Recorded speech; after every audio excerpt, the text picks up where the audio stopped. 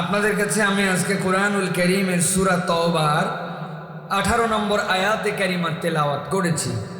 এই আয়াতে কারিমার আলোকে আমরা আজকে চারটা বিষয়ে একটু কথা বলবো। একটা হচ্ছে আজান, আরেকটা ইকামত, আরেকটা মসজিদ, আরেকটা হচ্ছে এতৎ সংক্রান্ত ইমানদারদের জন্য করণীয় বর্জনীয়। এর উপরে একদম সংক্ষিপ্ত সময়ে জিস্ট আমি কিছু কথা বলার জন্য আপনাদের কাছে চেষ্টা করব। আল্লাহ রাব্বুল আলামিন সূরা তওবারে 18 নম্বর আয়াতের মধ্যে যারা মসজিদের সাথে নিজেদেরকে সম্পৃক্ত রাখতে চাবে, মসজিদ বিনির্মাণকারী হবে, মসজিদ আবাদকারী হবে, মসজিদের দায়িত্বশীল হবে, আল্লাহ রাব্বুল আলামিন তাদের কতগুলা গুণাগুণের কথা বর্ণনা করেছেন।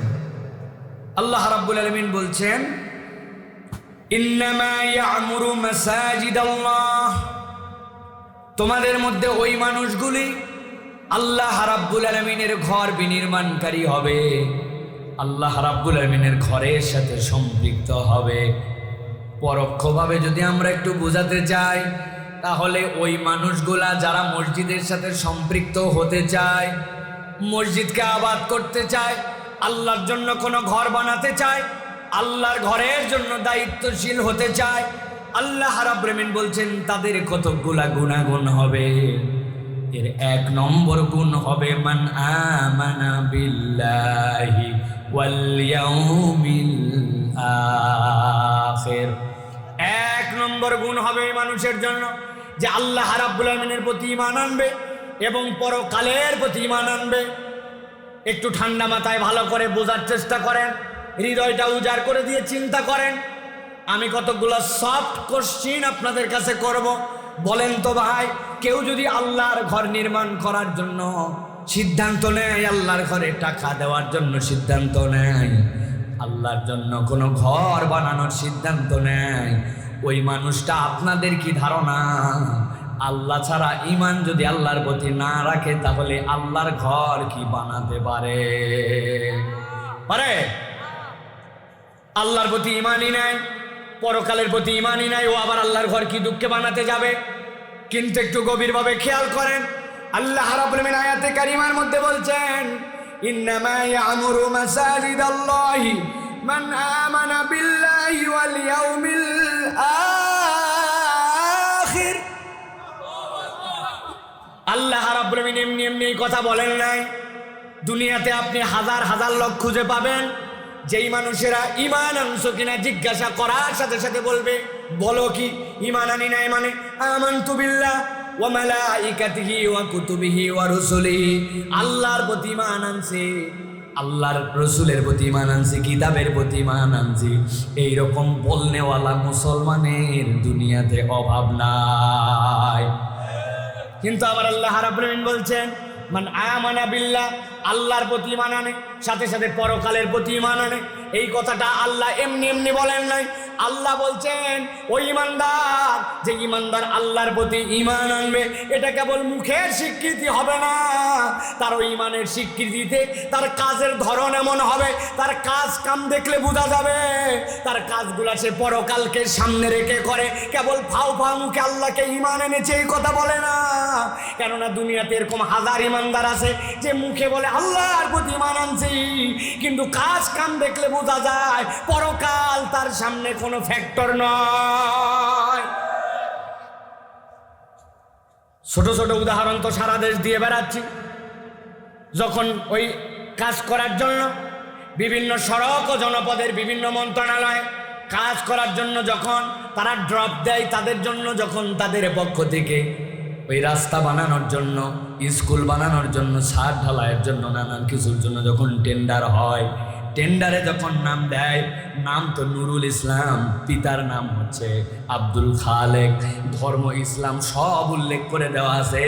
তার মানে বোঝা যায় আল্লাহকে, আল্লাহর প্রতি ঈমান আনে মুসলমান।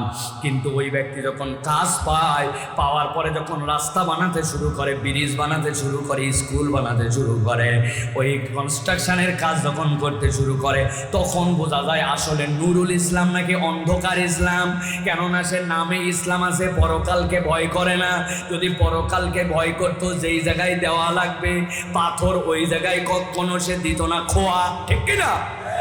যেই রাস্তা চলার কথা 10 বছর, ওই রাস্তায় 1 বছরে ভাঙ্গে কেমনে? নুরুল ইসলামের কাজেটা কেমনে হয়?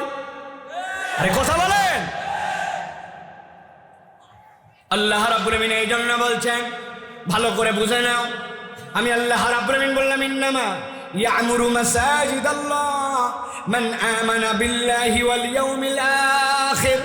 ওই ব্যক্তিটা, যেই ব্যক্তিটা তার দুনিয়াতে আল্লাহর প্রতি কেবল ঈমান এনেছে এইটুকুই বলে না, বরং তার দুনিয়ার যাবতীয় কাজগুলো পরকালকে সামনে রেখে করে। দুনিয়ার থেকে যাওয়ার পরে ফামান কানা ইয়ারজু লিকা রাব্বিহি ফালিয়ামাল আমালান সালিহা ওয়ালা ইউশরিক বিইবাদাতি রাব্বিহি আহাদা। আল্লাহর সামনে একদিন দাঁড়াতে হবে, এই চিন্তা রেখে যখন দুনিয়ার মানুষ কোনো কাজ করে, আল্লাহ বলছেন এই দুইটার সমন্বয়ে বোঝা যায় যে আল্লাহর প্রতি প্রকৃত ঈমান এনেছে। নচেত কেবলমাত্র আল্লাহর প্রতি ঈমান আনছি মুখ দিয়ে বলে, কিন্তু পরকালমুখী জিন্দেগি না থাকার কারণে ওই মানুষটা প্রকৃত ঈমান বুঝে না, ঈমানের স্বাদটাও তার হৃদয়ে ঢোকে না। আল্লাহ বলছেন এই 2 গুণে গুণান্বিত হতে হবে। মসজিদের সাথে যে সম্পৃক্ত হতে চায়, এখন জিজ্ঞাসা হচ্ছে ইমানদার কি মসজিদ ছাড়া অন্য কারো কাছে সম্পৃক্ত, অন্য কোনো কিছুর সাথে সম্পৃক্ত হতে পারে নাকি? ইমানদার কি গির্জার সাথে সম্পৃক্ত হবে, পূজার সাথে সম্পৃক্ত হবে না? হবে শেষ দিন, খালি দশমীর দিন হবে, তাই তো? ধর্ম যার যার উৎসব সবার, ওই দিন গেলে কি হয়, তাই তো নাকি? ওইদিকে গেলাম না আজকে, কিন্তু ভালো করে খালি পয়েন্টটা মাথার মধ্যে ঢুকাই নেন। আয়াতের অনুবাদ খুব সহজ, কিন্তু আল্লাহ বুঝাচ্ছেন মসজিদের সাথে ইমানদারের সম্পৃক্ততা থাকবে। ইমানদার মাত্রই মসজিদের বিনির্মাণের সাথী হবে। কোনো ইমানদার এই কথা বলতে পারবে না, না ঠিক আছে আল্লাহর প্রতি আমার ইমান তো পূর্ণ হয় নাই, অতএব আমি মসজিদের সাথে নাই, এই কথা বলার কোনো সুযোগ নাই। ইমানদার মাত্র মসজিদের সাথে সম্পৃক্ত। আর আল্লাহ বলছেন তাহলে তার 1 নম্বর গুণ হবে আল্লাহর প্রতি ঈমান আনা, আর 2 নম্বর গুণ হবে পরকালমুখী তার জীবনটা গঠন করা। আল্লাহ বলছেন এরপরে 3 নম্বর তার গুণ কি হবে? আল্লাহ বলছেন ওয়া আকামাস সালাতা ওয়া আতাজ যাকাতা ওয়া লাম ইয়াখশা ইল্লাল্লাহ।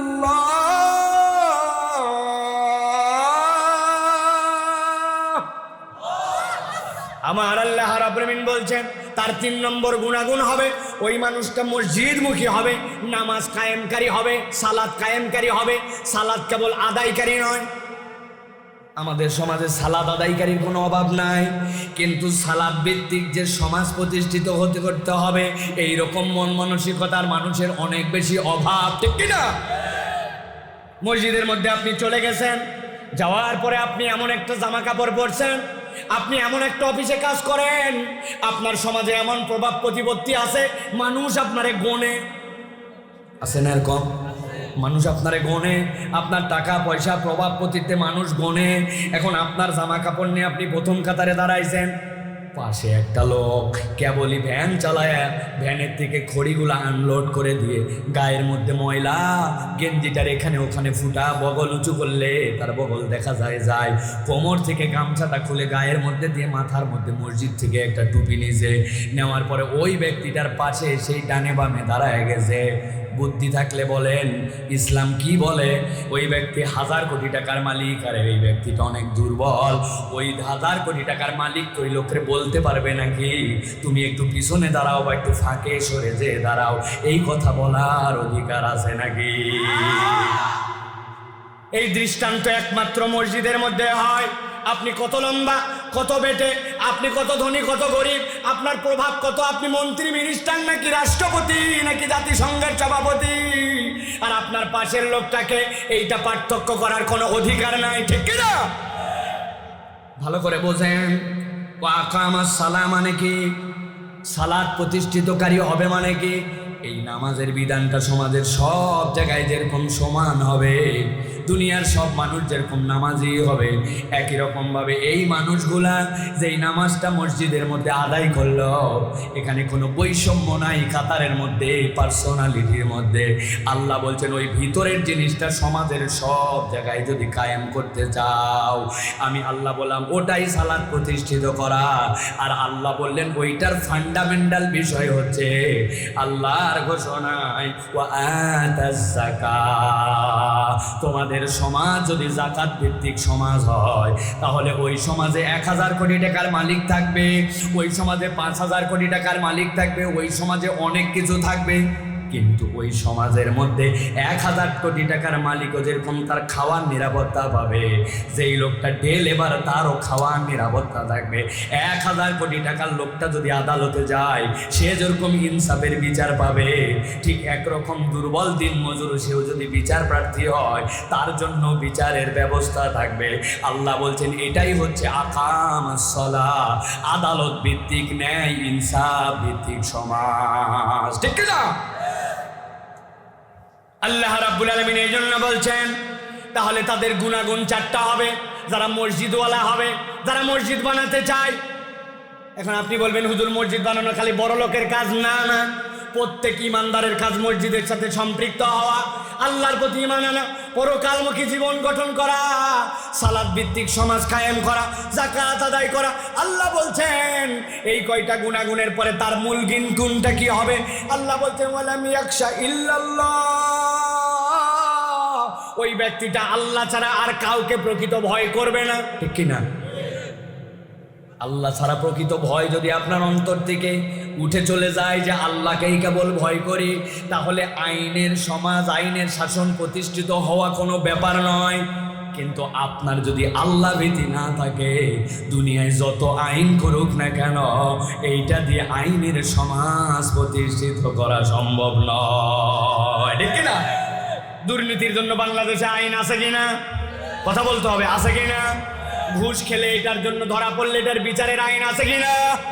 মাদকের বিরুদ্ধে আইন আছে কিনা? ইফতিজিনের বিপক্ষে আইন আছে কিনা? কিন্তু বাংলাদেশ থেকে এগুলা বিদায় হয়েছে, উত্তর প্রত্যেক দিন বৃদ্ধি পায়। এটার কারণ কি? এটার একমাত্র কারণ হচ্ছে ওয়ালাম ইয়াখশা ইল্লাল্লাহ।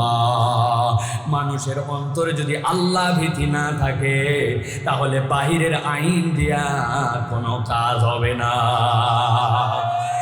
সাময়িক কিছু হতে পারে, কিন্তু ওই সাময়িক আইনটা টাকা খাওয়ার খনি হয়ে যাবে, ওইটা একটা ভুয়া বিজয় হবে। বাংলাদেশে অনেক কিছু আমরা দেখতে পাই, দেখেন না, যৌতুককে না বলুন, আছে না? হ্যাঁ, ঘুষকে না বলুন, সুদকে না বলুন, অমুককে না বলুন, তুমুককে না বলুন। আরে বেটা, না বলানোর জন্য যে পোস্টার লাগাইছে, প্রচারণা দিছে, ওর জন্য বাজেট হয়েছে 2 কোটি 3 কোটি টাকা, খরচ করছে 2-3 লক্ষ টাকা, ওখান থেকেও 2.5 কোটি টাকা সাইজ করছে। সরিষার ভিতরে ভূত বলে না ভাই? তো এইটা হচ্ছে সরিষার ভিতরে এখন ভূত ঢুকছে আমাদের দেশে। এখন আমাদের দেশে রন্ধ্রে রন্ধ্রে দুর্নীতিতে মাখামাখি, ঠিক কিনা? যদি বিশ্বাস না হয়, আমার একটা পেজ আছে, আমার পেজে গত কয়েকদিন আগে প্রবাসীদের ব্যাপারে আমি একটা কথা বলছিলাম সিলেটে যাওয়ার পর। তো ওই পোস্টের কমেন্টগুলো একটু পড়ে দেখেন, আপনাদের যদি সুযোগ থাকে, আমার যে ভেরিফাইড পেজ আছে ওইটার কমেন্ট পড়ে দেখেন। আমি তো বলছিলাম প্রবাসীদেরকে মূল্যায়ন করা হয় না, যখন প্রণোদনা দেওয়া লাগবে, যখন আপনার দেশের ডলার সংকট, তখন তাদেরকে বলতেছেন হুন্ডি করেন না, টাকা পাঠান, টাকা পাঠান। এরা সাদে টাকা পাঠায় না এরকম করে, এদের মনে দুঃখ আর দুঃখ, এদেরকে পদে পদে অপমানিত করা হয়, ঠিক কিনা? ওই পাসপোর্ট অফিসে গেলে তাদের সাথে অপমান করা হয়, পাসপোর্ট রিনিউ করার সময় অপমান করা হয়, এয়ারপোর্টে অপমান করা হয়, যাওয়ার পরে অপমান করা হয়, ভুয়া কাজ দিবে বলে নিয়ে যায় ওখানে যেয়ে কষ্ট দেওয়া হয়। এদের বাড়ির মধ্যে এদের বাচ্চা কাচ্চা এতদিন বাইরে কাটে, ওই বাচ্চা কাচ্চা পর্যন্ত তাদেরকে কষ্ট দেয়, বিশ্বাস করে বাপের অ্যাকাউন্টে টাকা পাঠায়। বাপ পর্যন্ত প্রবাসীদের সাথে দুর্নীতি করে নিজের অন্য ছেলে মেয়ের সাথে জমির ভাগ কিনে দেয়, জমি কিনে দেয়। আসার পরে যেই লাউ সেই কদু, বউ তারা পণ্যা, দেশ তারা পণ্যা, এয়ারপোর্ট তারা পণ্যা, প্রশাসন তারা পণ্যা, কেউ আপন না, ঠিক কিনা? প্রবাসীরা এরকম কষ্ট পায়।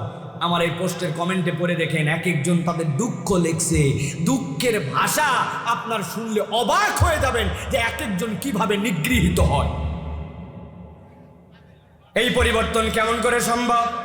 আল্লাহ রাব্বুল আমিন এই জন্য বলছেন ওয়ালাম ইয়াখশা ইল্লাল্লাহ, আল্লাহ ভীতি আপনার অন্তরের মধ্যে ঢুকতে হবে। তাহলে যারা মসজিদ বিনির্মাণকারী হবে তার মানে সবাইকেই আল্লাহর ঘরের পক্ষে থাকা লাগবে। আর আল্লাহর ঘরের পক্ষে থাকতে হলে আল্লাহর প্রতি ঈমান দৃঢ় করতে হবে, পরকালমুখী জীবন লাগবে, আর যাকাত আপনাকে আদায় করে দিতে হবে। আল্লাহ রাব্বুল আমিন বলছেন এরপরে আল্লাহ ছাড়া কাউকে ভয় করা যাবে না। আল্লাহ বলছেন ফাসা উলাইকা আইয়াকুনু মিনাল মুহতাদিন, আশা করা যায় এই গুণে গুণান্বিত যারা হবে, আশা করা যায় তারা সরল সঠিক হেদায়েত প্রাপ্ত রাস্তায় আছে। প্রিয় ভাইয়েরা, তাহলে এই গুণাগুণ আমাদের লাগবে মসজিদ বিনির্মাণের জন্য, মসজিদ ওয়ালাদের জন্য। কিন্তু আমরা আমাদের সমাজে পুরো উল্টা দেখতে পাই। মসজিদের সভাপতি সাহেব মিটিং যেদিন দেয় তাও অনেক হিসাব টিসাব করে নিয়ে আসা লাগে যে কোন দিন উনি ফ্রি পাবে। মসজিদের সভাপতি মসজিদে নামাজ পড়তে আসে না, জুম্মাতেও আসে না, 5 ওয়াক্তে তো কোনো খবর নাই। এইরকম লোককে আমরা মসজিদে অনেক সময় সভাপতি বানায় রাখি, তাই না ভাই? আসে না ভাই, এগুলো আসে না? আবার সামনে একদম জায়নামাজ দিয়ে ওনার জায়গা ধরা আছে, জুমার দিন ওরে ভিআইপি একদম শেষের দিকে আছে, সকলের কাঁধের উপর দিয়ে উঠে উনি সামনে আছে জায়গা ধরে। লোকজনও চিন্তা করে বাবা মেলা টাকা দিয়ে আমাদের মসজিদের টাইলস পুরাটাই উনার দেওয়া, আবার কিসের থেকে কি বলে বিগড়ায় যায়, ইমামেরই চাকরি যায় নাকি মসজিদের টাইলসই খুলে নিয়ে যায়। এই ভয়ের ঠেলায় জনগণের মনে থাকলেও মুখে বলতে পারে না, ঠিক কিনা? এই লোকে আবার মারা যাওয়ার পরে সবাই যখন তার জানাজায় দাঁড়ায় জিজ্ঞাসা করে কেমন ছিল, সব লোক বলে খুব ভালো ছিল, কিন্তু ভিতরে ভিতরে দাঁত কিটমিট করে বলে কেমন ছিল জানাই ছিল। আছে কিনা এরকম প্রিয় ভাই? সুতরাং প্রিয় ভাইয়েরা, আল্লাহর কাছে যেহেতু যেতেই হবে, পরকালমুখী জিন্দেগি যেহেতু আমার লাগবেই, অতএব আমরা আল্লাহর কাছে যাওয়ার আগে এই যে গুণাগুণ আল্লাহ বললেন, এই 5টা গুণে নিজেদেরকে গুণান্বিত করার জন্য আপ্রাণ চেষ্টা করতে হবে, ঠিক কিনা? প্রিয় ভাইয়েরা, এবার আমরা ধারাবাহিকভাবে কিছু কথা শুনবো যে মসজিদের সংক্রান্ত। আপনাদেরকে বলেছি প্রথম আমরা শুনবো আজান সংক্রান্ত কিছু কথা। আমি বলবো যারা যারা দাঁড়িয়ে আছেন, বসার পর্যাপ্ত প্লেস আছে, আপনারা সুযোগ থাকলে বসে পড়বেন। প্রিয় ভাইয়েরা, আমাদের কোনো ডান বামে তাকানোর কোনো এখন সুযোগ নাই, যেহেতু সময় সংক্ষেপ। আমি একদম 9টার সময় এখান থেকে চলে যাব, এই জন্য আমি আপনাদের কাছে ধারাবাহিক কতগুলো বিষয় রিমাইন্ডার দিই। প্রিয় ভাইয়েরা, প্রথম বিষয় হচ্ছে আজান। রাসূলুল্লাহ সাল্লাল্লাহু আলাইহি ওয়াসাল্লাম বলছেন যে দুনিয়ার মানুষ শোনো, তোমরা যদি জানতে যে 2টা বিষয়ের মধ্যে কি আছে, আল্লাহ রাব্বুল আমিন কি নিয়ামত 2টা বিষয়ের মধ্যে ঢুকিয়ে দিয়ে রেখেছেন, যদি তোমরা জানতে, তোমাদের কাছে প্রকাশ হয়ে যেত, তাহলে এই 2টা বিষয়ের জন্য তোমাদেরকে লটারি করতে হতো প্রত্যেক ওয়াক্তে। আল্লাহ নবী সাল্লাল্লাহু আলাইহি ওয়াসাল্লাম বলছেন লাউ ইয়ালামুন নাস মা ফিন নিদা ওয়াস-সাফফিল আউয়াল সুম্মা লাম ইয়াজিদু ইল্লা আন ইয়াস্তাহিমু লাস্তাহামু আলাইহি। আল্লাহ নবী সাল্লাল্লাহু আলাইহি ওয়াসাল্লাম বলছেন, তোমরা যদি জানতে যে আজানের ভিতরে কি আছে, আজানের ভিতরে আল্লাহ কি নিয়ামত ঢুকায় রেখেছেন, আর যদি তোমরা জানতে যে প্রথম কাতারের মধ্যে আল্লাহ কি নিয়ামত ঢুকায় রেখেছেন, তাহলে প্রত্যেক দিন এলাকার মধ্যে লটারি করা লাগতো, কে আজান দিবে, কে প্রথম কাতারে দাঁড়াবে। আল্লাহ নবী সাল্লাল্লাহু আলাইহি ওয়াসাল্লাম বলছেন এমন অবস্থা হতো, প্রথম কাতারের ফজিলত যদি তোমরা জেনে যেতে। নবী করিম সাল্লাল্লাহু আলাইহি ওয়াসাল্লাম বলছেন লাউ ইয়ালামুনা মা ফিত তাহজির, তোমরা যদি জানতে যে তোমাদের আগে আগে মসজিদে যাওয়া আর প্রথম কাতারের মধ্যে কি আছে, আল্লাহ নবী বলছেন লাস্তাবাকু ইলাই, তোমরা এর জন্য প্রতিযোগিতায় নিমজ্জিত হয়ে যেতে। প্রথম কাতারে যে বরকত আছে এইটা যদি জানতে, আল্লাহ নবী বলছেন হামাগুড়ি দিয়ে দিয়ে হলেও তুমি তাহলে প্রথম কাতারে শরীক হয়ে যেতে। সুবহানাল্লাহ। তাহলে প্রিয় ভাইয়েরা, এই যে প্রথম কাতারের যে ফজিলত নামাজের মধ্যে, আমরা আজানের যে ফজিলত, এই 2টা জিনিস আমাদের মাথার থেকে একবারে চলে গেছে। আমাদের প্রত্যেক ইমানদারের টার্গেট করা উচিত যে অন্তত পক্ষে মুয়াজ্জিনের সাথে খাই খাতির করে ভাও করে হলেও জীবনে একটা বার হলেও আজান দেওয়া, যে আল্লাহর ঘরে আল্লাহ নবী বলছেন আজানের এরকম ফজিলত আছে, আমি অন্তত আল্লাহর ঘরে একবার আজান দেই। আর দ্বিতীয়ত, প্রথম কাতারে আমরা একটু সামিল হওয়ার জন্য চেষ্টা করি। আমাদের এখন অভ্যাস হচ্ছে আমরা কাতার সামনে ফাঁকা থাকলেও আমরা সামনে যাই না, যাওয়ার পরে পিছন দিকে বসি, কোনায় বসি, এখানে বসি, ওখানে বসি। অথচ রাসূলুল্লাহ সাল্লাল্লাহু আলাইহি ওয়াসাল্লাম বলছেন তোমাদের জন্য লটারি করা লাগতো, লাগতো যদি তোমরা প্রথম কাতারের মর্যাদা জানতে। আমি আমার তরুণদেরকে বলবো, যুবকদেরকে বলবো, তোমরা একটা বৈপ্লবিক পরিবর্তন আনো প্রিয় বন্ধুরা, প্রিয় ভাইয়েরা। তোমরা আগে আগে জুমায় আগে মসজিদে প্রবেশ করার পরে প্রথম কাতার একদম ভর দিয়ে রাখবে। মুরব্বীরা 5-7 মিনিট পরে আসার পরেও জানি এরকম করে দেখে রে কারারে, আর একে আসমান থেকে নাজিল হয়েছে নাকি, একটুকু জায়গা নাই, পুরো প্রথম কাতার ভরায় বসছে। যুবকরা যদি পরিবর্তন হয়, ইনশাআল্লাহ সমাজ পরিবর্তন হবে। আল্লাহ নবীর এই কথার বাস্তবায়নে আপনার আমার জীবনে এমন রিওয়ার্ড আল্লাহ যুক্ত করে দিবেন, যেটার কারণে দুনিয়া আখেরাতে আমরা কল্যাণকামী হয়ে যাব ইনশাআল্লাহ। তাহলে 1 নম্বর বলেছি প্রথম কাতারে বসা আর আজানের ফজিলতের কথা। রাসূলুল্লাহ সাল্লাল্লাহু আলাইহি ওয়াসাল্লাম এরপরে বলছেন, দুনিয়ার মানুষ শোনো, তোমাদের আরো একটা খবর আমি তোমাদেরকে দেই। তোমাদের মধ্যে কেউ যদি অসুস্থ হও, কেউ যদি চলতে না পারো, যান চলে না, মানে একদম ভাল লাগছে না, এরকম মানুষও এই ফজিলতের কথা শুনলে হামাগুড়ি দিতে শুরু করবে। হাঁটতে পারি না, হামাগুড়ি দিয়ে যাবে। কিসে আমল? নবীজি সাল্লাল্লাহু আলাইহি ওয়াসাল্লাম বলছেন, ওয়ালাউ ইয়ালামুনা মা ফিল আতামাতি ওয়াস সুবহি লাআতাউহুমা ওয়ালাউ হাবওয়ান। নবী করিম সাল্লাল্লাহু আলাইহি ওয়াসাল্লাম বলছেন, দুনিয়ার মানুষ যদি জানতো এশার নামাজের ভিতরে কি আছে আর ফজরের নামাজের ভিতরে কি আছে, আল্লাহ নবী বলছেন, আমি আল্লাহর কসম করে বলছি, দুনিয়ার মানুষ ফজরের যে নিয়ামত আর এশার জামাতের যে নিয়ামত, এই 2 নিয়ামত যদি জানতো হাবওয়ান, তাহলে সে হামাগুড়ি দিয়ে দিয়ে অসুস্থ হলেও এই 2 জামাতে এসে হাজির হতো, এই 2 জামাত কখনো ছাড়তো না। আল্লাহু আকবার। কিন্তু আমরা আমাদের সমাজে কি দেখতে পাই ভাই? আমাদের সমাজে ফজরের মুসল্লি নাই, এশার মুসল্লিও কম। আপনার সমাজে যদি সবচেয়ে ভালো মানুষটিকে আপনি দেখতে চান, তাহলে আপনি ফজরের নামাজে কারা কারা হাজির হয় খুঁজে বের করে দেখে নেন। এরাই আশা করা যায় আল্লাহর সবচেয়ে প্রিয় বান্দা, সবচেয়ে ভালো বান্দা। এই জন্য আমরা বলবো, ফজর আমাদের এখন বড় আকর্ষণের জায়গা, ফজর এখন আমাদেরকে জাগিয়ে দেওয়ার জায়গা। মুসলিম উম্মার এখন জাগার সময়। তরুণরা, যুবকরা, অন্য যে সময় তুমি যাই করো না কেন, ফজরে জাগো, ফজরে অন্যকে জাগাও, মসজিদগুলোকে ফজরে আবাদ করো। আল্লাহ আপনার আমার জীবনকে আবাদ করে দিবেন ইনশাআল্লাহ। প্রিয় ভাইয়েরা, অতএব আল্লাহ রাসূল সাল্লাল্লাহু আলাইহি ওয়াসাল্লাম থেকে আমরা 2টো বিষয় জানলাম। আজানের একটা বেনিফিট আছে, আরেকটা বেনিফিট প্রথম কাতারের আছে, আরেকটা বেনিফিট ফজরের জামাত আর এশার জামাতের আছে। জামাত, এই সকল জামাতই ছাড়বো না, এই 2 জামাত একদম মজবুত হয়ে ধরতে হবে। একটা কেবল ফায়দার কথা বলি। রাসূলুল্লাহ সাল্লাল্লাহু আলাইহি ওয়াসাল্লাম বলছেন, কেউ নিয়ত করলো যে আমি শেষ রাত্রে উঠে তাহাজ্জুদের নামাজ পড়ব, কিন্তু সে তাহাজ্জুদের সময় উঠতে পারে নাই, এশার নামাজটা জামাতে পড়ছে, আবার ফজরের নামাজও জামাতে পড়ছে। আল্লাহর নবী বলছেন, সারা রাত নিয়তের কারণে এশার জামাত পড়ে ফজরের জামাতে হাজির হওয়ার কারণে সারা রাত তাহাজ্জুদ পড়লে যে সওয়াব, আল্লাহ এই সওয়াব তার আমলনামায় দিয়ে দিবেন। তাহলে আমাদেরকে এই ক্ষেত্রে সিনসিয়ার হতে হবে। এবার 2 নম্বর, আমাদের সমাজে সবচেয়ে নিগৃহীত মানুষ যিনি সামাজিকভাবে, আপনারা একটু বিচার করে দেখবেন, ইনি হচ্ছেন মুয়াজ্জিন। ঠিক না ভাই? মুয়াজ্জিনের কোনো ভ্যালু আছে ভাই? এই বাজারে আপনি একটু বাজার করতে যেয়ে দেখেন, কাঁচা সবজি তরকারি এই সেই কিনতে গেলে মাথা নষ্ট হয়ে যায়। 2 কেজি সোয়াবিন তেল কিনলে অবস্থা খারাপ হয়ে যায়। 1 কেজি গরুর গোস্ত নাকি এখন কিস্তিতে কিনা লাগে। এই জন্য গরুর বদলে আমরা, গরুর গোস্তের বদলে সামনে আমরা কাঁঠাল খাবো সিদ্ধান্ত নিয়েছি। এই বাজারেও, এই কঠিন বাজারেও আমরা দেখি একজন মুয়াজ্জিনের সম্মানিতেও কম, সামাজিক সম্মানেও কম। ঠিক কিনা? কিন্তু আল্লাহ নবী সাল্লাল্লাহু আলাইহি ওয়াসাল্লাম বলছেন, দুনিয়ার মানুষ শোনো, মুয়াজ্জিনের দাম কত তোমাদেরকে আমি নবী জানায় রাখি। দুনিয়ার বুকে তুমি যদি কাউকে সম্মান করতে চাও, যেই ব্যক্তিটা আল্লাহর জন্য নিদা দেয়, আযান দেয়, তাকে তুমি সম্মান করো। আল্লাহ নবী বলছেন, ইয়াগফিরুল্লাহু লিল মুয়াজ্জিনি মুনতাহা আযানু ওয়া ইয়াস্তাগফিরু লাহু রাতবিন ওয়া ইয়াবিসিন সামিআ সাউতা। আল্লাহ নবী বলছেন, দুনিয়ার মানুষ শুনে রাখো, একজন মুয়াজ্জিন যখন আল্লাহু আকবার, আল্লাহু আল্লাহু আকবার বলে আল্লাহর নামটা উচ্চ করে যখন আজান দেওয়া শুরু করে, ওই আজানের ধ্বনিটা শেষ পর্যন্ত যত দূর যায় আল্লাহ রাব্বুল আমিন ওই বান্দাকে ক্ষমা করতে থাকেন।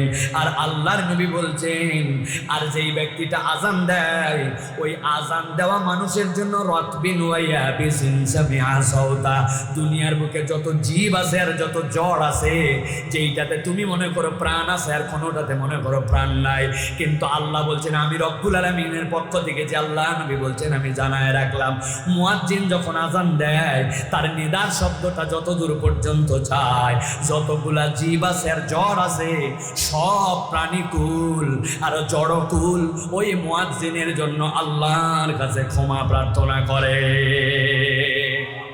সুবহানাল্লাহি বিহামদি। মুয়াজ্জিন যখন আজান দেয় তার আজানের ধ্বনি যত দূর যায়, যত জীব আছে জ্বর আছে সবাই তার জন্য আল্লাহর কাছে মাগফিরাতের দোয়া করে। সুবহানাল্লাহ। আল্লাহ রাব্বুল আমিন এত দাম দিয়েছেন, এত দাম দিয়েছেন প্রিয় ভাইরা। তবে যারা মুয়াজ্জিন, এই মুয়াজ্জিনের জন্য এই মর্যাদা, তবে এটা অশুদ্ধ আজানের জন্য নয়, এটা বিশুদ্ধ আজানের জন্য, ঠিক কি না? আমাদের অনেক মুয়াজ্জিনের আজান তো আমরা শুনতে পাই অশুদ্ধ হয়। প্রিয় ভাইরা, আজান বড় মর্যাদাকর একটা বিষয়, যতটুকুই তিনি তার সাধ্যের মধ্যে দিচ্ছেন এটার একটা মূল্যায়ন আছে, কিন্তু আমরা তারপরেও দেখতে পাই মুয়াজ্জিনেরা আজান অনেক জায়গায় ঠিকঠাক মতো দেয় না।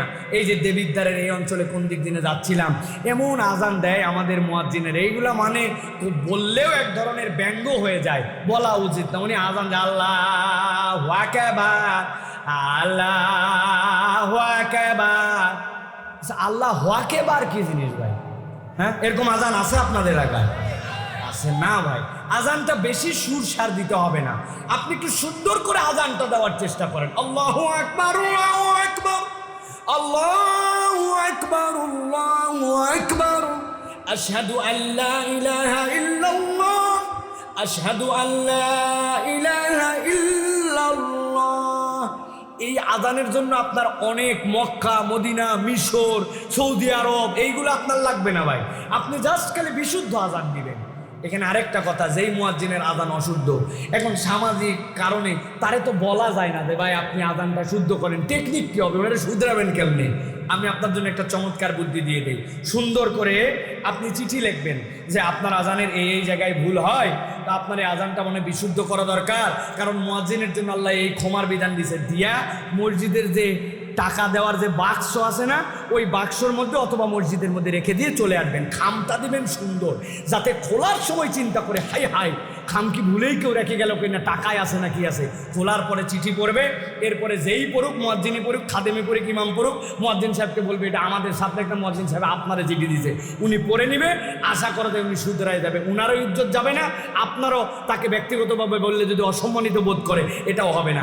এইভাবে আমাদের মুয়াজ্জিনদেরকে শুধরাই দিতে হবে, কেননা তাকে বলবেন মুয়াজ্জিনের আজান যতদূর পর্যন্ত যায় আল্লাহর প্রত্যেকটা প্রাণী, জীব, জ্বর সকলে তার জন্য ক্ষমা চায়, ক্ষমা প্রার্থনার দোয়া করে, অতএব আজানটা শুদ্ধ হতে হবে। মুয়াজ্জিনের এই মর্যাদা। এখন আপনার আমার মধ্যে, হৃদয়ের মধ্যে একটা কথা আসতে পারে যে হুজুর আমরা তো সবাই মুয়াজ্জিন নয়, আজান আমরা তো দেই না সবাই, মুয়াজ্জিন তো প্রত্যেক ওয়াক্তে কেবল ক্ষমার দোয়া পেয়ে যায়, ক্ষমার দোয়া পেয়ে যায়, আমাদের জন্য করণীয় কি? আমরা কেমনে কি করব? আমরা মুয়াজ্জিনের ওই ফজিলতটাও আমরাও পেতে চাই। আপনার আমার মনের মধ্যে যে কথা উদয় হয়েছে, সাহাবায়ে কেরামের মধ্যে ঠিক একই কথা উদয় হয়েছিল। সাহাবায়ে কেরাম আল্লাহ নবী সাল্লাল্লাহু আলাইহি সাল্লামের কাছে এসে বললেন, ইয়া রাসূলুল্লাহ, ইয়া হাবিবাল্লাহ, আপনার মুয়াজ্জিন তো হযরতে বেলাল, কিন্তু আপনি মুয়াজ্জিনের জন্য যে সওয়াবের কথা বললেন, আমরা সবাই তো মুয়াজ্জিন হতে পারবো না, কিন্তু মুয়াজ্জিনের জন্য যে ক্ষমা করে, ক্ষমা চায় জ্বর এবং জীব, আমরা ওই দোয়ার মধ্যে যদি নিজেদেরকে শামিল করতে যাই কি করব? মুয়াজ্জিনরে বলবো তোমার আযান দেওয়া লাগবে না, জোর করে কিন্তু একজন আপনার এলাকায় তো 500 2000 মানুষ আছে, প্রত্যেকদিন 5 ওয়াক্ত যদি 5 জন দেয়, তারপরে তো এলাকার মধ্যে এই সওয়াব আমাদের দ্বারা নেওয়া কঠিন, আর এই দায়িত্ব তো বড় কঠিন। ইয়া রাসূলুল্লাহ, ইয়া হাবিবাল্লাহ, মুয়াজ্জিনের জন্য যে দোয়া, এই দোয়াটা আমাদের জীবনে পেতে চাই, এমন কোনো আমল আছে কিনা? আমার নবী সাল্লাল্লাহু আলাইহি সাল্লাম হেসে দিয়েছেন, সাহাবায়ে কেরামকে বলছেন, ও আমার সাহাবীরা শোনো শোনো, মুয়াজ্জিন যে সওয়াব পায়, মুয়াজ্জিন যে মাগফিরাত পায়, আমার উম্মত কিয়ামত পর্যন্ত একই রকম মাগফিরাত যেন পেয়ে যায়। সবাই তো মুয়াজ্জিনই করতে পারবে না, কিন্তু তার জন্য আমি নবী একটা তরিকা বলে দেই। ক্বালা রাসূলুল্লাহ সাল্লাল্লাহু আলাইহি ওয়াসাল্লাম, ইযা সামি'তুমুন নিদা ফাকুলু মিসলা মা ইয়াকুলুল মুয়াজ্জিন। আল্লাহ নবী বলছেন, ও দুনিয়ার মানুষ, যখন তুমি মুয়াজ্জিন আযান দিবে, মুয়াজ্জিন যা বলে তুমি তখন তাই বলবে তার সাথে সাথে। মান ক্বালা মিসলা মা ক্বালা হাযা ইয়াকিনান মিন কলবিহি দাখালাল জান্নাহ। আল্লাহ নবী বলছেন, মুয়াজ্জিন যা বলেছে তুমিও তার সাথে সাথে তাই বলেছো। এইটা যদি তুমি বিশ্বাস থেকে, ইয়াকিন থেকে বলো, আমি নবী তোমার জন্য বললাম। মুয়াজ্জিনের জন্য সবাই ক্ষমা চায়, আর মুয়াজ্জিনের কথা শুনে মুয়াজ্জিন যা বলেছে যে এইটা বলবে, নবীজি বলছেন আল্লাহ রাব্বুল আমিন ইয়াকিনের সাথে এই কথা বলার কারণে ওই ব্যক্তিটাকে জান্নাতে প্রবেশাধিকার দিয়ে দিবে। মুয়াজ্জিন যা বলছে আপনি তাই বলছেন। আল্লাহ নবী বলছেন, আমি বললাম ইয়াকিনান মিন কলবিহি দাখালাল জান্নাহ, বিশ্বাস করে বললে আল্লাহ তাকে জান্নাতে ঢুকাই দিবেন। সুবহানাল্লাহ। এখানে অল্প একটু আমাদের কথা আছে, মুয়াজ্জিন যা বললো আপনিও তাই বলেন। আমরা দুই জায়গায় মিস্টেক করি। একটা মিস্টেক কি? একটা মিস্টেক করি আশহাদু আন্না মুহাম্মাদার রাসূলুল্লাহ সাল্লাল্লাহু আলাইহি ওয়াসাল্লাম বলি, তাই না? না, মিসলা মা ইয়াকুল। মুয়াজ্জিন বলছে আশহাদু আন্না মুহাম্মাদার রাসূলুল্লাহ, আপনিও বলবেন আশহাদু আন্না মুহাম্মাদার রাসূলুল্লাহ। এরপরে সাল্লাল্লাহু আলাইহি ওয়াসাল্লাম বলতে পারে নদব, এটা আপনার জন্য মুস্তাহাব, কিন্তু সে যা বলছে আপনি তাই বলছেন। আরেকটা হাদিসে দুইটাই বর্ণনা আসছে, হাইয়া আলাস সালাহ যখন বলে তখন হাইয়া আলাস সালাহ বলো, আবার হাদিসের মধ্যে আসছে হাইয়া আলাস সালাহ বলার পরে লা হাওলা ওয়ালা কুওয়াতা ইল্লা বিল্লাহ এইটাও বলো। তাহলে আল্লাহু আকবার, আল্লাহু আকবার, আশহাদু আল্লা ইলাহা ইল্লাল্লাহ, আশহাদু আল্লা ইলাহা ইল্লাল্লাহ, আশহাদু আন্না মুহাম্মাদার রাসূলুল্লাহ, হাইয়া আলাস সালাহ, হাইয়া আলাস সালাহ, লা হাওলা ওয়ালা কুওয়াতা ইল্লা বিল্লাহ, আল্লাহু আকবার, আল্লাহু আকবার, লা ইলাহা ইল্লাল্লাহ। আপনি যদি ইয়াকিনান বলেন, আল্লাহ রাব্বুল আমিন আপনাকে জান্নাতে ঢুকাবেন। আরেকটা প্রশ্ন আছে, হুজুর আমার বাড়ির আশপাশে অনেক মসজিদ, এই আজান হতেই থাকে, সারাদিন খালি কি জব দিতেই থাকবো নাকি? আছে কি না ভাই? প্রিয় ভাইরা, আপনি যেই মসজিদের নামাজ আদায় করেন, এপনো আপনার বাড়ির কাছে যেই মসজিদ, এই মসজিদের আজানের জবাব দিলে আপনার জবাবটা আদায় হয়ে যাবে ইনশাআল্লাহ। তাহলে আমরা এই আজানের জবাব দিব তো ইনশাআল্লাহ? দিব তো ইনশাআল্লাহ? দিলে কি হবে? আল্লাহ রাব্বুল ইয়াকিন থেকে দিলে আল্লাহ জান্নাতে ঢোকার ব্যবস্থা করে দিবেন। বলেন আল্লাহুম্মা আমিন। আল্লাহ নবী সাল্লাল্লাহু আলাইহি ওয়াসাল্লাম এরপরে বলছেন আরেকটা বিখ্যাত আমল। নবী করিম সাল্লাল্লাহু আলাইহি ওয়াসাল্লাম বলছেন, মান ক্বালা হিনা ইয়াসমাউন নিদা, যখন আজান হয়ে গেল, আজানটা শেষ হয়ে গেছে, ওই বান্দা আজানের উত্তর দিয়ে দিয়েছে, এরপরে আজান শেষ, আল্লাহ নবী বলছেন সে একটা দোয়া করতে শুরু করেছে। কি দোয়া? সহিহ বুখারীর মধ্যে আসছে, কি বলে খেয়াল করে শোনেন। আল্লাহুম্মা রাব্বা হাযিহিদ দাওয়াতিত তাম্মা ওয়াস সালাতিল কাইমা আতি মুহাম্মাদানিল ওয়াসিলা ওয়াল ফাযিলা ওয়াবআথহু মাকামান মাহমুদানিল্লাযী ওয়া'আদতা। এই পর্যন্ত, এর আগে নাই পরে নাই, এই পর্যন্ত আপনি বলেছেন। আল্লাহ নবী সাল্লাল্লাহু আলাইহি ওয়াসাল্লাম বলছেন যে এই কথাটা বলবে, আল্লাহ নবীর জন্য এই কথাটা আল্লাহ নবীর কাছে একবার বলবে, আল্লাহ নবীর জন্য এই দোয়াটা চেয়ে নিবে একবার আল্লাহর কাছে। আতি মুহাম্মাদানিল ওয়াসিলাতা ওয়াল ফাযিলা ওয়া বা'আথহু মাকামান মাহমুদানিল্লাযী ওয়া'আদতা। আই আল্লাহ, এই যে নিদা, এই নিদাটা তোমার পক্ষ থেকে, এই নিদাটা পূর্ণাঙ্গ। আল্লাহ এই নিদাটার জন্য সালাত কায়েম করা, এইটা সালাতের জন্য আল্লাহর পক্ষ থেকে ঘোষিত একটা নিদা। এটার সমর্থনে আমি তোমার কাছে দোয়া করতে যে আল্লাহ আতি মুহাম্মাদানিল ওয়াসিলাতা ওয়াল ফাযিলা, আল্লাহ মুহাম্মদ সাল্লাল্লাহু আলাইহি ওয়াসাল্লামকে তোমার নৈকট্য এবং একটা এমন মর্যাদার জায়গা, এমন সম্মানের জায়গাটা দাও।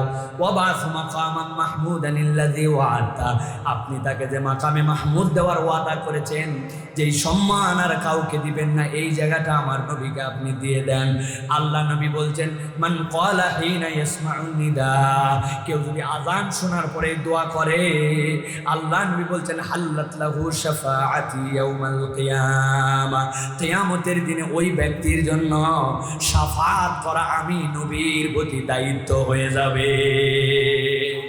সুবহানাল্লাহি বিহামদি। আল্লাহ নবীর প্রতি, আল্লাহ নবীর থেকে আপনি শাফাআত পেতে চান, নবীজি শাফাআত করবেন না, কার জন্য করবেন? আল্লাহ যাকে অনুমতি দিবেন যে আপনি শাফাআত করেন। এখন আল্লাহ কার জন্য অনুমতি দিবেন? যেই ব্যক্তি আযান শুনবে, আযান শোনার পরে ওই ব্যক্তিটা আযানের যা বাক্য তাই বলেছে, এরপরে পড়েছে আল্লাহুম্মা রাব্বা হাযিহিদ দাওয়াতিত তাম্মা ওয়াস সালাতিল কায়িমা আতি মুহাম্মাদানিল ওয়াসিলা ওয়াল ফাযিলা ওয়াবআথহু মাকামান মাহমুদানিল্লাযী ওয়া'আতা। এইটুকু কেবল যদি পড়ে, আল্লাহ নবী বলছেন কিয়ামতের দিনে আমি আল্লাহ নবী বললেন হাল্লাত লাহু শাফাআতি, আমার শাফাআত আল্লাহ তার জন্য করার জন্য আমাকে দায়িত্ব দিয়ে দিবেন। সুবহানাল্লাহ। আমরা এটা করি না ভাই, আমাদের প্র্যাকটিসের মধ্যে এটা নাই। আযান শুনি, এর মধ্যেও কথাবার্তা চালিয়েই যায়, এটার গুরুত্ব আমাদের থাকে না। অথবা ইমানদার ভাইয়েরা, এই আমলটার দিকেও আমাদেরকে নজর দিতে হবে।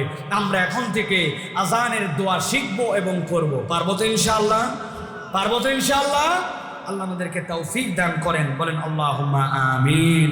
প্রিয় ভাইয়েরা, এরপরে একটা কথা আমরা এই আযানের দোয়ার মধ্যে বলি, ইন্নাকা লা তুখলিফুল মিয়াদ। এটা হাদিসের মধ্যে নাই, এইটা আমরা না বলার চেষ্টা করবো, এটা আমরা বলবো না। যতদূর পর্যন্ত রাসূলুল্লাহ সাল্লাল্লাহু আলাইহি ওয়াসাল্লাম বলে গেছেন ততদূর পর্যন্ত আমরা বলবো, এর বাড়ায় দিয়ে বলে আমাদের কোনো লাভ নাই। অতএব এইটা আমরা চেষ্টা করবো ইনশাআল্লাহ। এবার আযান শেষ, এবার আমরা ইকামতের দিকে একটু যাই। ইকামতের দাম কি ইসলামে? ইকামতেরও দাম আছে। আল্লাহ নবী সাল্লাল্লাহু আলাইহি ওয়াসাল্লাম বলছেন আব্দুল্লাহ ইবনে মাসউদ রাদিয়াল্লাহু তাআলা থেকে, ইয়া রাসূলুল্লাহ, ইয়া হাবিবাল্লাহ, মুয়াজ্জিনরা তো আমাদের থেকে অনেক আগায় গেল। মুয়াজ্জিনরা আযান দেয়, সবাই তার জন্য ক্ষমা করে, তার কণ্ঠটা উচ্চকিত হয়ে যাবে, দুনিয়ার সব প্রাণীরা তার জন্য ক্ষমার জন্য দোয়া করবে। মুয়াজ্জিন তো অনেক আগায় গেল, ইয়া রাসূলুল্লাহ, আমরা কি করব? আমাদের জন্য কোনো এক্সট্রা বেনিফিটেড আমল আছে কিনা? সবাই তো আমরা মুয়াজ্জিন হতে পারবো না। আল্লাহ নবী সাল্লাল্লাহু আলাইহি সাল্লাম বললেন কুল কামা ইয়াকুলুনা ফাইদা ইনতাহাইতা ফাসাল তু'তা। আবু দাউদের হাদিসের মধ্যে আসছে, আল্লাহ নবী বলছেন আমি তোমাদের জন্য একটা বুদ্ধি শিখাই দিলাম। যখন মুয়াজ্জিন আযান দিবে, আযান দেওয়ার পরে তুমি সে যা বলে তাই বলো। আর আমি নবী সাল্লাল্লাহু আলাইহি সাল্লাম বললাম, ওই আযানের পরে ইকামত যখন হবে, আযান আর ইকামতের মধ্যে আমি নবী তোমার জন্য বললাম ফাসাল তু'তা, আল্লাহর কাছে তুমি এবার চাইতে শুরু করো। আমি নবী বললাম, ওই মুয়াজ্জিন আযান যখন দিচ্ছিল দুনিয়ার সবাই তার জন্য ক্ষমার দোয়া করছিল, আর কোনো ব্যক্তি যদি আযানের জবাব দেওয়ার পরে ইকামতের আগ পর্যন্ত আল্লাহর কাছে কিছু চায়, সে যা চাবে আল্লাহ তাই তাকে দান করে দিবে। সুবহানাল্লাহি বিহামদিহি। আযান আর ইকামতের মধ্যে আল্লাহ রাসূল সাল্লাল্লাহু আলাইহি ওয়াসাল্লাম বলছেন লা ইউরাদ্দু দুআ ওয়া ফি রিওয়ায়াতিন আদ-দাওয়াতু বাইনাল আযান ওয়াল ইকামা ফাদউ। দোয়া ফেরত দেওয়া হয় না, আযান আর ইকামতের মাঝে তোমরা দোয়া করো, আল্লাহই দোয়া কবুল করবেন। সুবহানাল্লাহ। আমরা এই সময় এসে বসে থাকি, অযথাই গল্প করি, দাম দেই না। 1-2টা মিনিট আগে মসজিদে চলে আসেন, আসার পরে আল্লাহর কাছে দোয়া করেন। মসজিদে যদি নাও আসতে পারেন, আযান শুনেছেন আর জানেন মসজিদের নামাজের ওয়াক্ত এখনো বাকি আছে, যার যা সমস্যা আছে আল্লাহর কাছে যদি কবুল করে নিতে চান, নবীজি বলছেন ফাসাল তু'তা, আল্লাহর কাছে চাও, আল্লাহ তোমাকে দান করে দিবে। সুবহানাল্লাহ। তাহলে আমরা এই প্র্যাকটিসকে করবো ভাই এখন থেকে ইনশাআল্লাহ। জানতামই না আমরা যেটা একটা দোয়া কবুলের জন্য এত গুরুত্বপূর্ণ সময়। নবী করিম সাল্লাল্লাহু আলাইহি ওয়াসাল্লাম বলছেন বাইনাল আযানি ওয়াল ইকামা ফাদউ, এই সময় দোয়া কবুল করা হয়, অতএব আযান আর ইকামতের মাঝে তুমি দোয়া করো আল্লাহর কাছে। সুবহানাল্লাহি ওয়া বিহামদিহি। এখন থেকে আমাদের সমস্যা, আল্লাহ বাচ্চাটার অসুস্থতা, স্ত্রীটা কেমন জানি এত দেওয়ার পরে মন ভরে না, হ্যাঁ স্ত্রীও আবার দোয়া করবেন আল্লাহর কাছে, আল্লাহ স্বামীর জন্য এত রান্না বান্না করলাম, তারপরেও এই লোকটার বুড়া বেটার মন পাইলাম না, আজ আল্লাহ একটু মন পাওয়ার ব্যবস্থা করে দাও। কোন সময় দোয়া করবেন? এইটা আযান আর ইকামতের মধ্যে আপনার যা লাগবে সব চাবেন এই সময়। আল্লাহ রাব্বুল আলামিন বান্দাকে দান করবেন, বলেন আল্লাহুম্মা আমিন। আজকের মাহফিলে আপনারা কিন্তু একটা আনন্দ পাইছেন, কি ভাই? আজানের জবাব দেওয়ার মাসালা এবং তার ফজিলত আপনাদেরকে বলে দিয়েছি, তাই না ভাই? তাহলে আজান হয়ে যাবে, বাড়ির থেকে জবাবদের করে শুয়ে থাকবেন, তাই তো নাকি? ভালো করে বোঝেন, আজানের জবাব দুই ভাবে, একটা মুখে আর একটা কর্মে। কয়ভাবে? কথা বলেন, কয়ভাবে? কারা কারা ঘুমায় গেছেন হাত উঁচু করেন। মাশাআল্লাহ, বালিশ দিব। আজানের জবাব তাহলে কয়ভাবে? এই যুবকেরা কথা বলো, কয়ভাবে? জোরে বলো, কয়ভাবে? দুইভাবে। একটা হচ্ছে মুখ দিয়ে জবাব দিলেন, আরেকটা হচ্ছে মসজিদে যে সালাত আদায় করা, জামাতে অংশগ্রহণ করা। একটা হাদিসের কথা বলবো, আপনাদের মন খারাপ হয়ে যাবে। নবী করিম সাল্লাল্লাহু আলাইহি ওয়াসাল্লামের কাছে একজন অন্ধ সাহাবী আসলেন। আসার পরে বলেন, ইয়া রাসূলুল্লাহ, আমি তো অন্ধ মানুষ, আমাকে তো হাত ধরে নিয়ে যাওয়ার জন্য সবসময় লোক থাকে না, অতএব আমি কি বাড়িতে নামাজ আদায় করে নিতে পারবো? নবী করিম সাল্লাল্লাহু আলাইহি ওয়াসাল্লাম বললেন, তোমার বাড়ির থেকে কি বেলাল আজান দিলে শুনতে পাও? বলে, হ্যাঁ ইয়া রাসূলুল্লাহ, শুনতে পাই। তার মানে মুখে আজান দিলেও আজান শুনতে পায়। আল্লাহ নবী বললেন, না, তোমার বাড়িতে নামাজ পড়লে হবে না। তোমার যেহেতু বাড়ির থেকে আজান শুনতে পাও, তার মানে বেশি দূর না, প্রয়োজনে তুমি হামাগুড়ি দিয়ে হলেও আসবে। অন্ধ ব্যক্তির জন্যও মাফ নাই, যদি আজান শুনতে পায়, মুখের আজান আসতে হবে। আর আপনার আমার পাওয়ালা কোনো সমস্যা নাই। এই ব্যক্তিগুলো যদি আজান হওয়ার পর ঘরের মধ্যে শুয়ে থাকি, মাপ আছে ভাই? মাপ আছে ভাই? আজকে মুসলিম উম্মার অধপতনের কারণ, মুসলিম উম্মার পাওয়ার কমে যাওয়ার কারণ, মসজিদে আজকে জামাতে মুসল্লি নাই। মুসল্লিরা যদি মসজিদে আসতে শুরু করে, পুরা পৃথিবী মুসলমানরা আবার জয় করে নিবে, ঠিক কি না? আজকে আমরা মুসলমানদের বিপক্ষে নানান ধরনের ষড়যন্ত্র দেখতে পাই, নানান ধরনের প্রোপাগান্ডা মুসলমানদের বিপক্ষে দেখতে পাই। রিসেন্ট আমলের একটা প্রজ্ঞাপনের কথা আপনাদের কাছে বলতে চাই। ঢাকা বিশ্ববিদ্যালয়ের বাংলা বিভাগ থেকে 11 ডিসেম্বর একটা প্রজ্ঞাপন জারি করা হয়েছে। তারা বলেছেন 18/9/12-তে একাডেমিক কাউন্সিলে তারা একটা সম্মিলিত সিদ্ধান্ত নিয়েছেন। কি সিদ্ধান্ত? যেই সকল মা বোনেরা আমাদের ঢাকা বিশ্ববিদ্যালয়ে চান্স পাওয়ার পরে বোরখা পরে, হিজাব করে, ইসলামী বিধিবিধান ফলো করে যাবেন, তাদের জন্য নির্দেশনা। এখন থেকে মিড টার্ম, টিউটোরিয়াল, সংযোগ ক্লাস, চূড়ান্ত পরীক্ষা, মৌখিক পরীক্ষায় কান দুটা বের করে কপালের এখান থেকে থুতনির নিচ পর্যন্ত খোলা রেখে তারপরে যেতে হবে। আমরা বিনয়ের সাথে জিজ্ঞাসা করতে চাই, বিগত 2 বছর করোনার সময় পার হলো, করোনার সময় মাথার মধ্যে এক্সট্রা কাপড় লাগালেন, গায়ের মধ্যে পিপিই নামে এক্সট্রা বোরখার মতো কিছু পরলেন, মুখের মধ্যে N95 মাস্ক দিলেন, মন ভরে না জন্য ওর উপর দিয়ে সার্জিক্যাল মাস্ক দিলেন। এইগুলা সব দেওয়ার পরেও লোকটাকে তারে চেনা যায়, লোকটাকে আইডেন্টিফাই করা যায়। এটা যদি করা সম্ভব হয়, তাহলে বোরখা পরে কোনো মেয়ে যদি যায়, হিজাব করে কোনো মেয়ে যায়, তার কান বের করে এখানে যেতে হবে। এটা কোন সাহসে আপনারা প্রজ্ঞাপন জারি করলেন, ঠিক কিনা?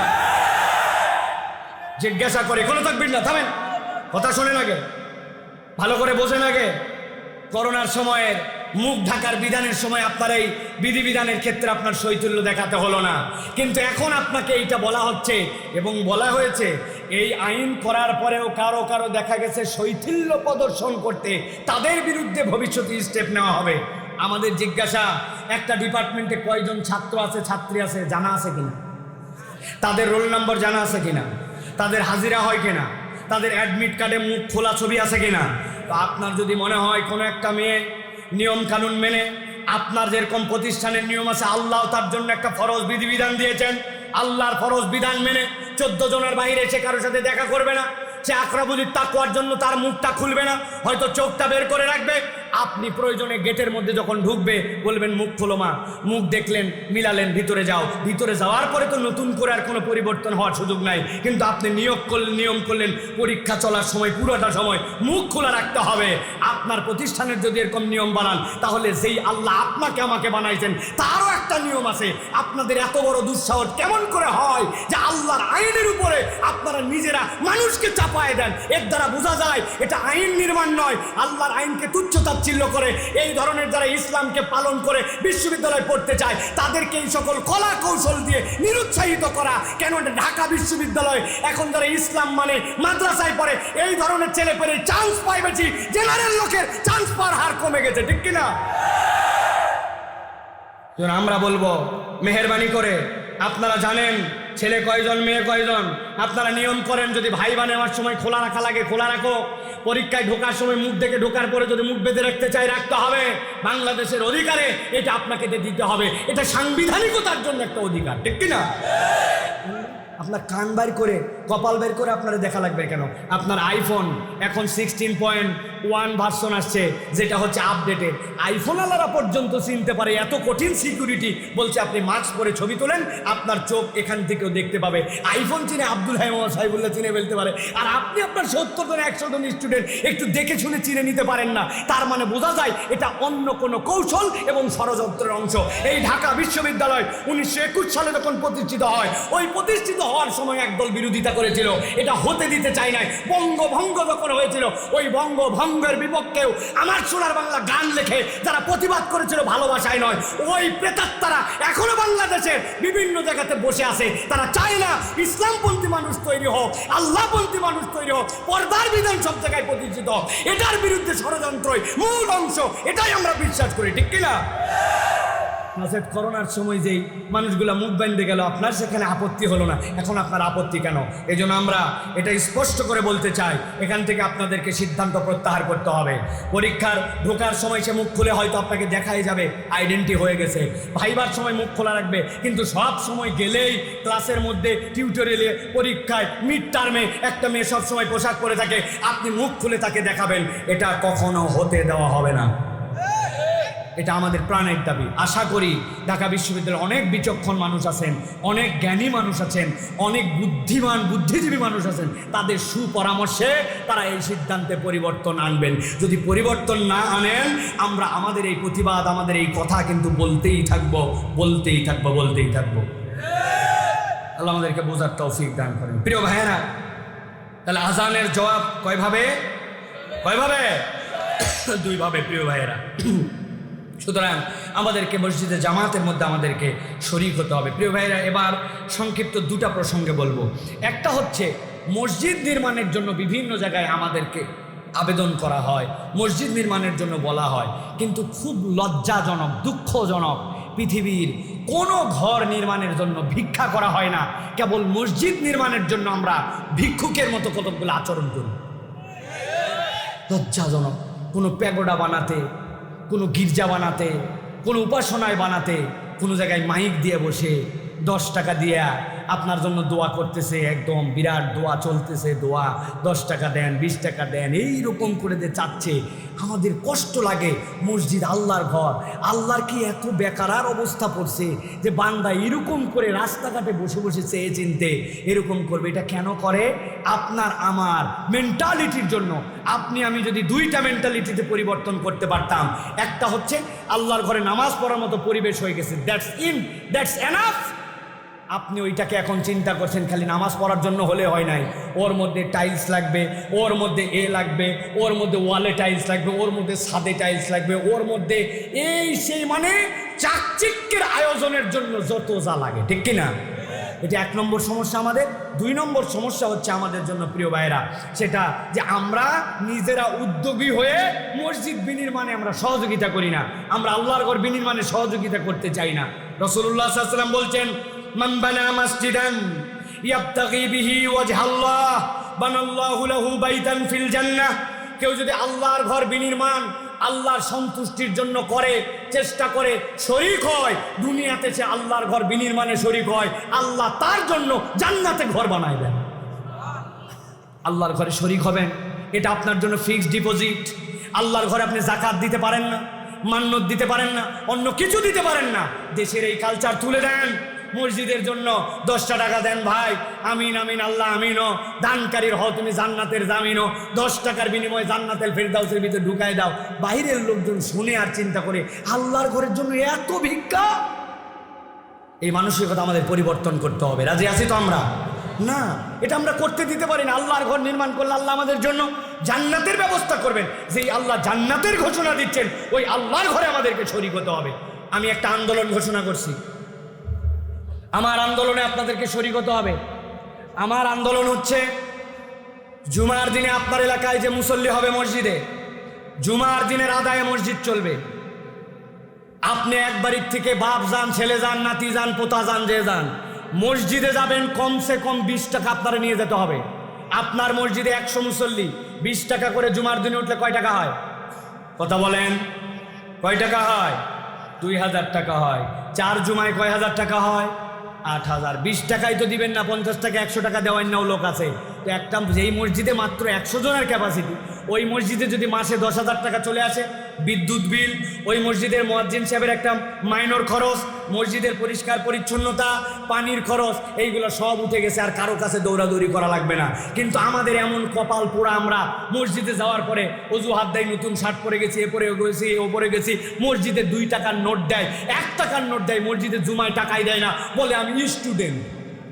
এই বেটা, এই তুমি স্টুডেন্ট, পাড়ার মধ্যে যখন তুমি চা খেতে বসছো, এক বন্ধু চায়ের বিল দিবে, বলছে তুই দিতে পারবি না। শাল ঘরে আসছি, তুই আমার এলাকায় এসে চায়ের বিল দিবি মানে? সালা তো বেকার হয়ে গেছে। খবরদার ওর থেকে নেবেন না, ওই ওরে ঠেলে।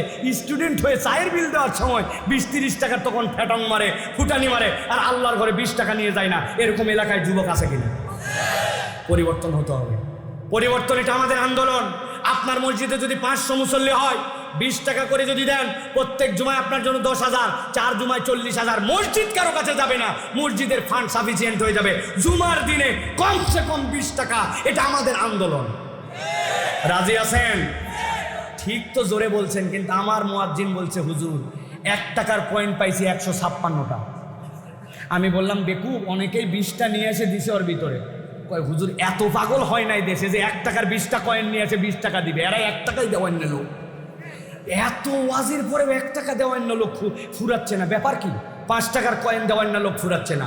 আমরা আজকের থেকে ঘোষণা দিতে চাই, আমরা সকলে আন্দোলনে সম্পৃক্ত হব। আল্লাহর ঘরে জুমার দিনে আমরা কমসে কম 20, অনেকে অবশ্য আগে 50 দিত, চিন্তা করছে হুজুর যেহেতু 20 বলছে আমাদের 30 টাকা সেভিং নাকি, না বাড়ায় দেন, কিন্তু নিচে 20 টাকা। রাজি আপনারা? হাত তুলতে হবে 2টা, টান টান করে। ভুলে যাবেন, মনে থাকবে না। নতুন জামা একই বাড়ির থেকে আব্বা দিয়ে দিছে, দাদা দিছে, স্টুডেন্ট, ব্যবসার অবস্থা ভালো না, টাকা আনতে মনে নাই, চলবে এইগুলা? মসজিদে প্রত্যেক জুমায় আমরা দেব, যে যেখানে পড়ি। রাজি তো ইনশাআল্লাহ? আল্লাহ নবী বলছেন, এটা যদি করে ইয়াবতাগি বিহি ওয়াজহিল্লাহ বানাল্লাহু লাহু বাইতান ফিল জান্নাহ, আল্লাহ রাব্বুল আলামিন তার জন্য জান্নাতে ঘর বানায় দিবেন। সুবহানাল্লাহ বলেন। প্রিয় ভাইরা, আল্লাহ রাব্বুল আলামিন আমাদেরকে কবুল করুক, বলেন আল্লাহুম্মা আমিন।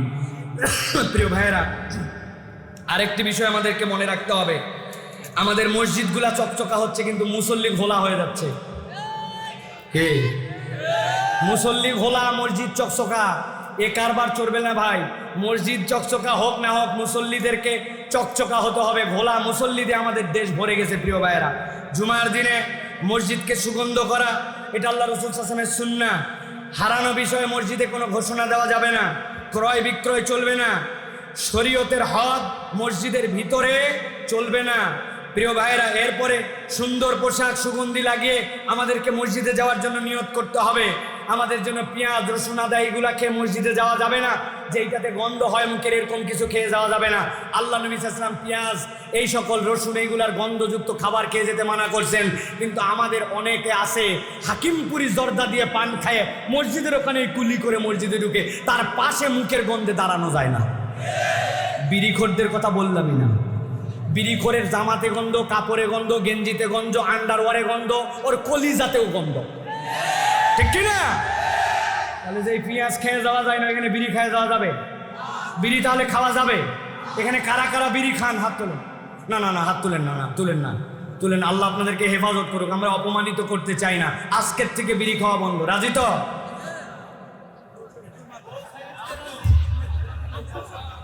আল্লাহ আমাদেরকে কবুল করবেন, আল্লাহুম্মা আমিন। প্রিয় ভাইয়েরা, সর্বশেষ একটা কথা বলবো, গভীর মনোযোগ, ঠান্ডা মাথায়।